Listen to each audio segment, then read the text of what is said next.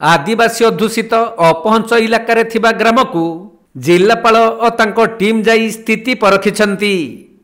एपरिकी सही ग्राम गुड़ी को जीवा पई उछुळा नई पार होइथिले जिल्लापाल।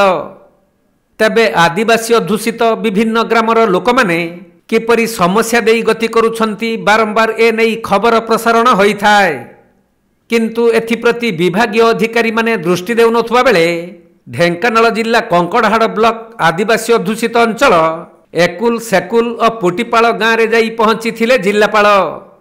आउ सेठारे बसबास करुथुबा लोकंकर समस्या किपरि समाधान होई परिबो से नेई ग्रामवासी सहित आलोचना करिथिले। एपरिकी जिल्लापाल सोमेश कुमार उपाध्याय निज टीम सहित दुईटी उछुळा नई पार होई एही ग्राम गुड़िकरे जाई पहुंची।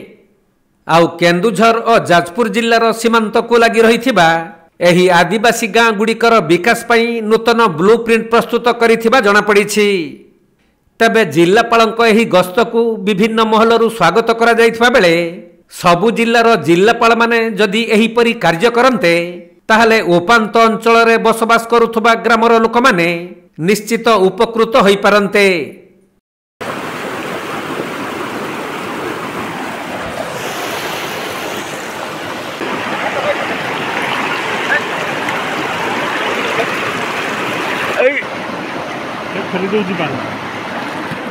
थाहा मैडम आसुनी